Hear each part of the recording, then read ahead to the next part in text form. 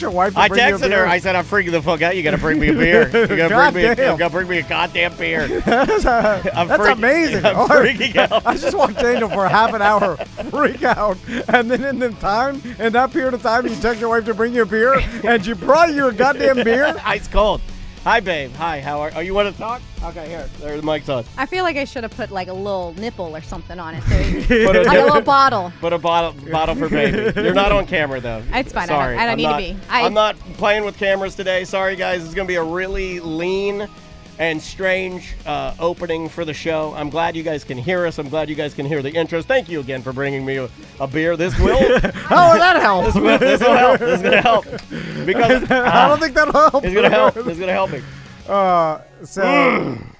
Welcome to Mediocre Time with Tom and Dan. God. I'm Tom. I am Dan. Welcome to the show, everybody. Before we get into everything that happened, let's because I'm real bad about distracting you. Let's get into our business. Okay, well, first, let's tell everybody what happened. We went to go start the show, and then we had a bunch of technical difficulties. Daniel's freaking the hell out. I'll tell him what happened. I'm sweating right here under my eyeballs.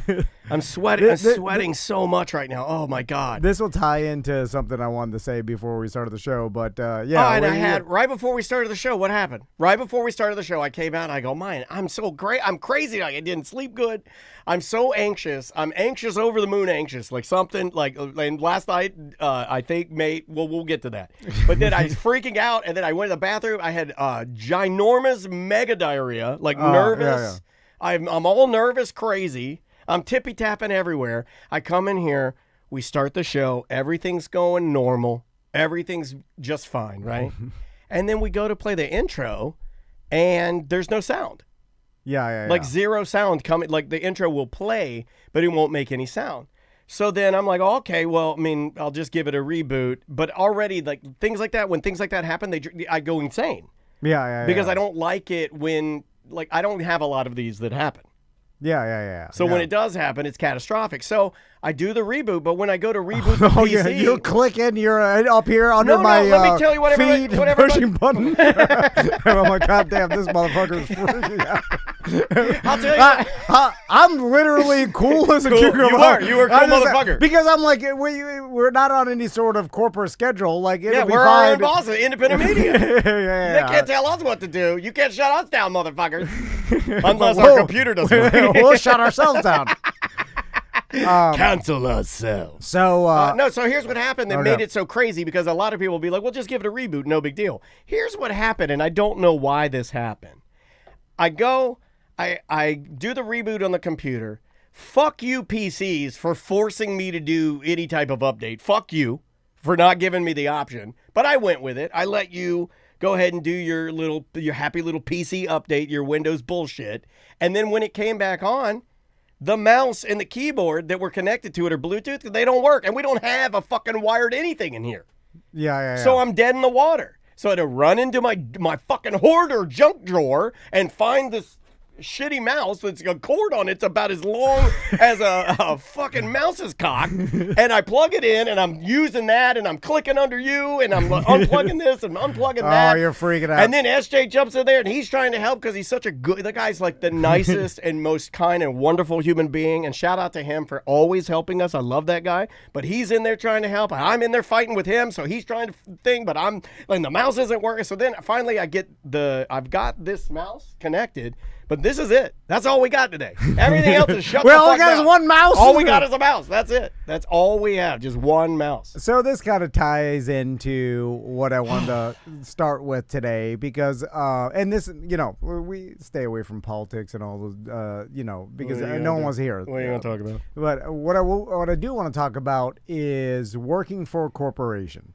So, obviously, we had some technical difficulties. Daniel's freaking out. Daniel's an engineering department of our job of this company. Yeah. And I did a great job. He's in charge of making sure all the equipment works, and he edits the show, and that's his department. Anyway, we wear a lot of hats to keep this thing going. But what I wanted to address is the fact that when you work for a corporation, they have complete control over your career. You see what I'm saying? And I think everybody knows this. I did this. And they can do things to you no matter if it's fair or not. Like, obviously, within like the contractual agreement that you signed, which again, if you're in the entertainment business, you sign a contract with that big corporation and it is thick and they have a lot of control over what you do, and a lot of things aren't fair. Me and Daniel dealt with this, and I know you've heard the story a million times, but things happened to us that weren't fair. And, do you want a laundry list? Do you want a laundry list of the things that happened to me when I had signed a contract and was locked in? And so it was like blatantly not fair. We're like, hey, this, we proved to you that this email is bullshit, and so you're telling us to stop. You gave us permission to do the show, and they're like, doesn't matter. You can't do it anymore. Shut it down. And shut it down. Yeah, give us the big shut it down. And then it's like, and we had no control because we signed a contract with a corporation. We work for them. They pay us. And that's what happened. And then we decided to leave and work for ourselves. And this is way harder. I guess depends on, what job you have or whatever. But we dream about working for, I do at times. There are days, like today, like this morning. It would have been nice to get on the phone and call old Mike Spry. Remember him? Yeah. Hey, Mike the Spry. Engineers. Yeah. And hey, I'm Frank Lover. I don't know what I'm doing in here. You guys want to come in here and tell me what's going on with this computer? I'm the talent. Well, when you work for a billion-dollar corporation, you have expensive equipment and stuff like they can afford, and like you have engineers, you have sales staff, you have promo people to do events and stuff. And me and Daniel have to do all that. We have a ragtag crew that we love, and so and there's always a price you pay. Now. Well, PB Sprinkles is saying, like, when that happened to you, a moron wasn't pressuring the radio station to control you. I mean, no, you could kind of look at it like the person I was working for was pressuring my biggest boss to fire me. That's because that's exactly what happened. And that could happen to us. And that's what he did to me. Yeah. He went to her and wanted me fired. That's exactly what happened. Yeah, just in a roundabout way. And then so we had no control because we worked for them. And so when you work for a corporation, especially huge media, they have control over you. And the only remedy to that is to do it on your own. And then when you do it on your own, there's a lot more work that comes with that. There's a lot more responsibility. You got to build your own company. You got to make sure that the money computer works. Yeah, you have to make the money to pay yourselves. You have to make the money to pay your staff. It's way harder, but no one can fire you. No one can stop your show. And that's it. That's the trade-off. And that's how it will always be. And this is, what I'm saying? Like, either you work for a company, they have control, or you do it yourself and you have control. Right. And that's it. And that's the way it's going to be moving forward forever. And yeah, it seems like that, right? It does seem like that. And no matter what, that's how it always will be. And so, but I want to thank you guys, anybody listening to the show, and Indie BDM listening to the show, that because it's you that allows us to have complete control over our own destiny. And when you guys go, then here's the thing. We can still do the show. We can do the show and make no money. I probably still will. No one can shut us down. Like, you know what I'm saying? Like, so, like, yeah, we wouldn't make any money. We probably wouldn't at that point because we'd have to get other jobs to support our families. But the fact is, no one can stop the show but us. Because we have control of it. And if a corporation buys us one day, which I doubt, because it hasn't even come up yet one time. It would have in the past if there was any chance. But then we'd have to make the decision to do that again. And I don't know if we would, because we were there and we saw, like, shit, we're not in control of our own destiny because we don't work for ourselves. We work for the corporation. I mean, I don't want to ever do it again. I remember. So there's no fairness with working for a corporation. No. Like, you work for a giant corporation, there's fucking not fair. And that's all I'm going to say. No, because we dealt with it. And we dealt with the unfairness of it. And I agree with it. We had to take the shit and then decide what we were going to do. And then, but again, we want to thank you guys for even allowing us to do this.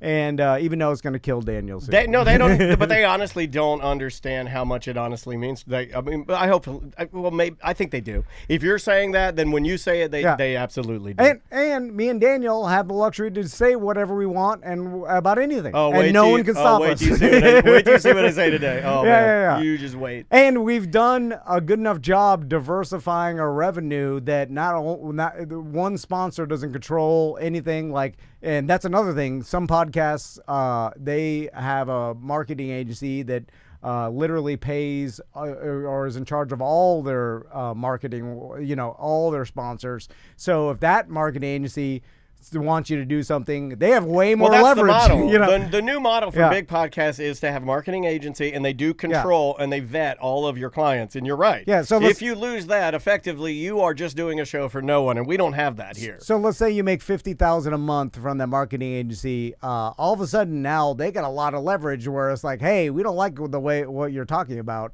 Don't say that, or we're gonna fucking pull. And they're like, oh shit, that's all our money. That's the leverage. It happened at Real Radio. I'm not going to lie to you. Yeah. There were times when they'd come to us and say, hey, you guys don't talk about that because it's too close to this client. We don't have that. We have individual relationships. So it's so we are in a position that we can kind of do whatever we want. But there's no free lunch in life. And within that position, a lot more work. So, cool. You know, it's like we got to, manage everything and do so. I feel a lot better now. 3 sips of beer. We're talking it out. Independent meat. Go independent. Yeah. And if you want a world where the media you listen to is not controlled by anybody, then you have to support independent media. True. Because if you whatever corporate media you support, that corporation is in charge of that media, and their rule, whatever they decide is on the corporation, and they can do whatever the fuck they want. And believe me, that contract behind the scenes that you don't see has a lot of shit in there. And they control a lot of it because they're interested to see. Hey, we're paying you a lot. So you sign this, and all you have to do is show up and do your job and be funny that's or the trade. And then there's always a trade. That is the trade. You were talking about positions. Here's a nice transition into a fun Friday. What is your favorite position? Just out of curiosity. It's like pizza. There's no bad one. Oh, there's bad. Oh, absolutely, there's bad ones. There are bad sexual positions, man. 100%, they're bad. Not bad. It's all whatever. Like you know what? I have a voicemail for this. There's not one in my life, in my experience. I've never been like, oh, this is horrible. I mean, it was like something I get tired. I'm like, I have a voicemail for this. What do you think of 69? I was thinking about how some straight things are gay. Like, if you're 69ing and you're the man, but you're on top, that's straight, but it's kind of gay, right? It's one of my favorite voicemails we've ever had. Let's analyze this for a second. I've seen the man on top 69, and I'm like, this doesn't happen in real life. I'm going to tell you something. That doesn't I happen. have wanted to do the man on top 69. It doesn't even work properly because you'll never get it, boys. You'll never get it. Yeah. It's counterintuitive to have the whole 69 process. But I think I kind of like it because it's so disruptive, right? Yeah. You're like, I mean, because you're gonna have to be careful with how much you're stuffing in there, right? But the girl, she could just lay. That's the unfair part. Is that like a guy, when we 69 and we're on top, we can't just relax. We have to keep some sort of tautness there to keep our balls and dick from killing our wife or partner. But a wife, she just puts it right on your mouth, So anyway, before we start off with also why Daniel's anxiety is super high because of last night's this is all you, man. Game. You did all of this. Let me plug the Beer Fest. The Bad Business Beer Fest is coming up November 22nd. Yes. And then the Sofa and Suds the next day, November 23rd. All brought to you by JustCallMoe.com. Is our presenting sponsor, has been our presenting sponsor for a while. Also, Fairvilla Megastore, Jeff's Bagel Run, and Modern Plumbing. Yeah, man. Is also, and we can do this free Beer Fest without our great sponsors. So we thank them very much for helping us put this on. Yeah, it's going to be awesome. We're going to have live music. There's DJ. We've got tons of vendors, food trucks. It's a street party. I know Gabriella Plants is coming out, giving out free plants. Hold on, it's a street party? Yeah. Real street parties have stilt walkers. I think by law, to call it a street party, you have to have stilt walkers. So please join us. It's absolutely free. First 500 people get a gift bag. We're doing full pour pint glasses, Yellow Brick Road again this year. We are giving them gift bags. So when you get your full pour pint glass, you'll get their gift bag. What's in the gonna gift bag this year? Well, we got a lot of stuff, Daniel, but I don't know yet. But a lot of different gifts from sponsors. Gifts and bags. And Tom and Dan, tchotchkes. Anyway. All kinds of fun stuff. So this week, we did a show, ACT Thursday night, where we had Jeff from the Sharp Square. Sharp Square on, where I boldly made a bet and it was 100% bet that the Bills were going to beat the Dolphins in last night Thursday night football game. Yeah. Because I was looking at the Dolphins falling apart. You called it your second brutal lock of the week. Mike McDaniel is freaking out. He toned his glasses down. Yeah. Why'd he tone his glasses down for this game? He wasn't wearing the gold rims. He was like all nerded out. He was a little more subdued. Goddamn nerd. And then I proclaimed that we were going to take all of our cameo money and bet it on the Bills money line. Yeah, $850. $850 to win only $100 because the Bills money line is minus $850 on the Hard Rock app. And I was like, this is a for sure bet. We're free $100. It's the best. I mean, there's no way the Bills are going to lose to the Dolphins. Anyway, it was on Thursday's ACT. Of course, Jeff from the Smart Square. What is the Smart Square? Sharp Square. I don't know what the fuck is this show. Is telling Fuck your show, Smart Square. Shove it up your ass. That guy's so sweet, and that's how little you care about him. I messaged him last night and made him give me his phone number so I could talk shit about how bad we were doing. This is a bad idea. This is not how you're supposed to gamble. I was like, shut up, Smart Square. I'll do what I want. Why are you bullying him? He's so nice. So I was texting Daniel last night before the game started. I'm like, I feel good. It's at home with the Bills. The Bills Mafia there. They're going crazy. This is a lock. And right? a disarrayed Miami Dolphins. Terrible. And so we start off the game. Dolphins drive down the field, score touchdown. It was so fast. So I'm like, all right, now I've been in this situation before, okay?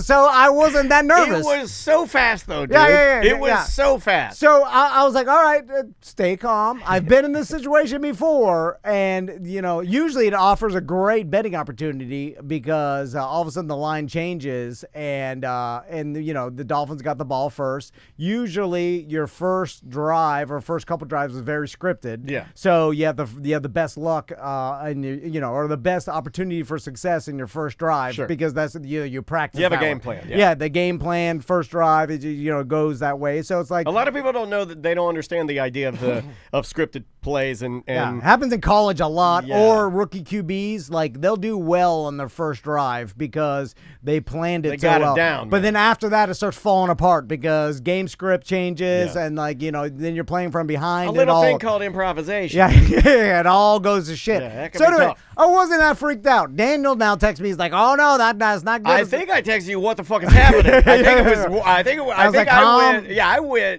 I went really fast. I went from 0 to, I'd say, what would you say, around a 6? Yeah. I went from 0 to a 6 real fast. So I was like, calm down. I'm sweating a little bit, but so I'm like, and then the Bills get the ball, they drive down, score immediately, right, easily. And then that did make me feel better. Put me right back around a 4.5. So then I'm like, all right. Then Dolphins have to punt it off. Bills score again. It's 14-7. Then the Bills get the ball again, and I'm like, here it goes. I'm about to start talking shit. By the way, I'm about to go on the BDM page and say 100%. I told you, motherfucker. Yeah, I noticed it was pretty quiet on there.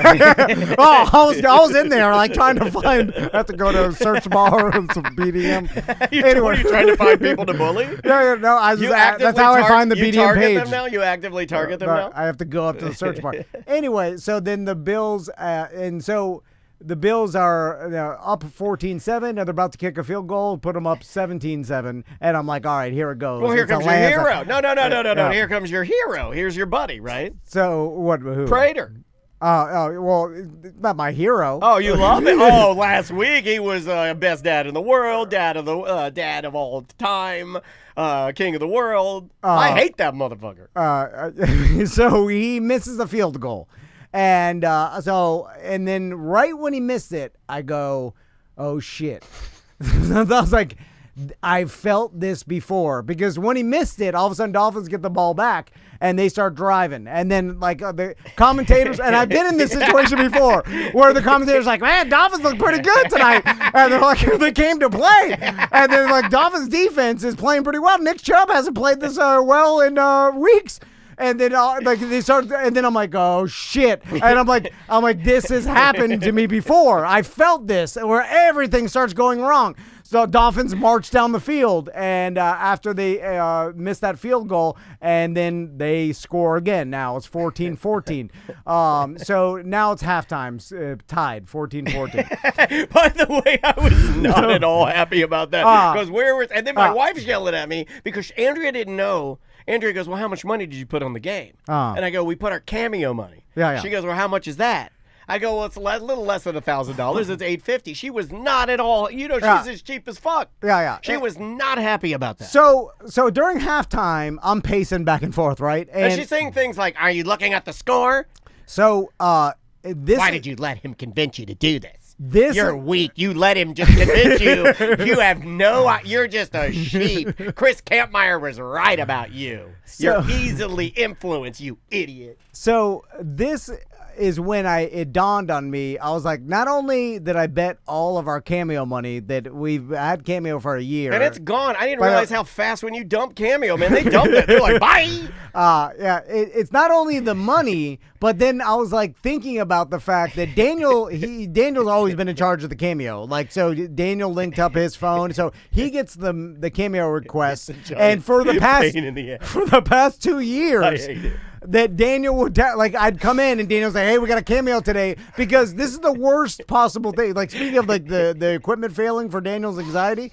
No, the cameo's worse. The cameo's worse for Daniel's anxiety because Daniel has this thing where if there's unfinished business, it bothers him so much until he gets it done. Yeah. Until he checks that box, it's nagging him in the back that he can't stop thinking about it. And do you know about... I can put it away. Because you're cool as a cucumber. You know this area up here on your iPhone? This little area up here with the